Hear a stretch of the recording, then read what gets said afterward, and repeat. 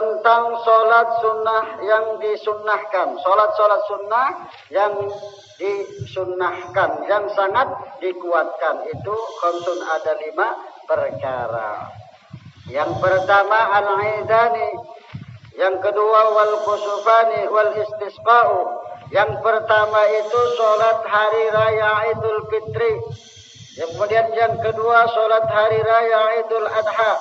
Ini sholat ini adalah sholat sunnah muakkadah yang sangat dikuatkan karena dikerjakannya secara berjamaah.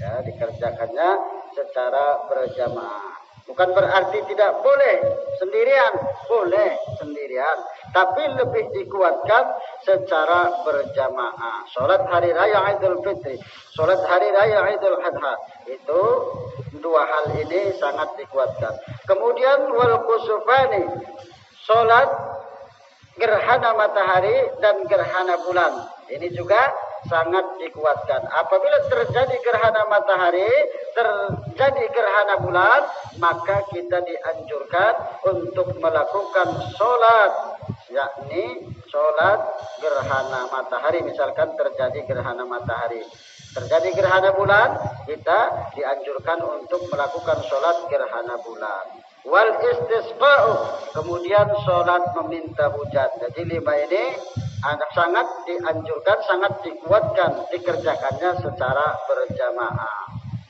Lain halnya dengan sholat sunnah yang mengiringi sholat fardu. Itu adalah sholat sunnah rawatib namanya. Ya, sholat sunnah rawatib itu adalah sholat sunnah yang mengiringi sholat fardu. Di dalam kitab ini dijelaskan 17 rakaatan. Artinya sholat sunnah yang mengiringi sholat fardu itu ada 17 rakaat. Ada 17 rakaat itu sholat sunnah yang mengiringi sholat fardu. Rakaatul fajri yang pertama adalah sholat 2 rakaat sebelum fajar. Sholat 2 rakaat sebelum subuh. Yang pertama sholat 2 rakaat sebelum subuh. Jadi kalau kita belum sholat subuh, sholat dulu 2 rakaat sholat sunnah qabliyah. Ya, itu. Karena apa? Karena pekerjaan ini tidak pernah ditinggalkan oleh Rasulullah Sallallahu Alaihi Wasallam. Tidak pernah ditinggalkan oleh Nabi sholat sunnah 2 rakaat sebelum subuh. Karena pahalanya sungguh luar biasa. Pahalanya itu sholat 2 rakaat sebelum fajar, sholat 2 rakaat sebelum subuh itu pahalanya lebih baik daripada dunia dan seisinya. Coba bayangkan, lebih baik daripada dunia dan seisinya. Sholat 2 rakaat, apalagi kita sholat subuh. Makanya sholat subuh itu sedikit, ya sedikit. Banyak yang malas, banyak yang enak tidur di rumah. Karena apa? Sungguh luar biasa pahala sholat subuh itu. Sholat sunnahnya saja itu lebih baik daripada dunia dan seisinya. Apalagi sholat subuhnya, ya kan? Besar pahala jadinya. Nah itu yang pertama. Lalu yang kedua, wa arba'un qabla adh-dhuhri wa rak'atani ba'daha. Yang kedua, 4 rakaat sebelum zuhur dan 2 rakaat sesudahnya.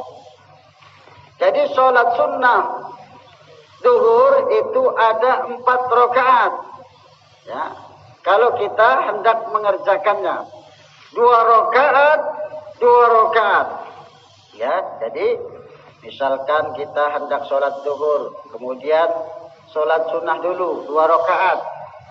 Sudah selesai 2 rakaat, nak nambah 2 rakaat lagi, tidak apa-apa. Ya, 4 rakaat. Ya itu. Karena ada keterangan dari Nabi kita Muhammad Sallallahu Alaihi Wasallam, barang siapa sholat 4 rakaat sebelum zuhur, kemudian 4 rakaat sesudahnya, maka orang tersebut haramahu 'alan nar, diharamkan oleh Allah atas api neraka. harramallahu 'alan nar. Allah haramkan orang tersebut di atas api neraka. Artinya apa?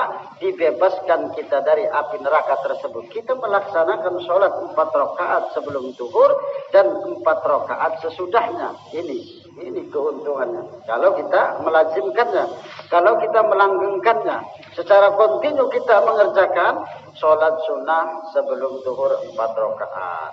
Kalau kita tidak kuat, cukup 2 rakaat. Ya.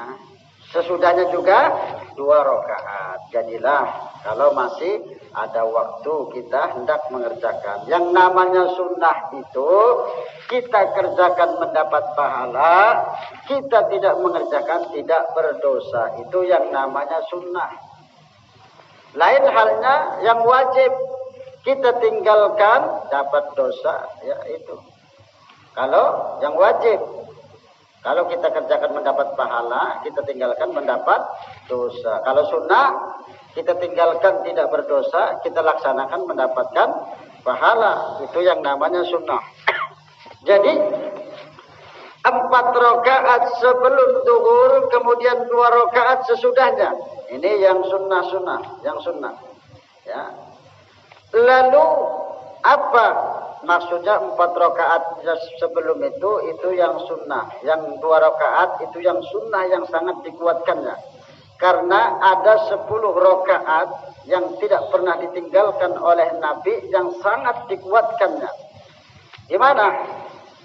2 rakaat sebelum subuh, 2 rakaat sebelum zuhur, 2 rakaat sesudahnya, kemudian 2 rakaat sesudah maghrib, 2 rakaat sesudah isya.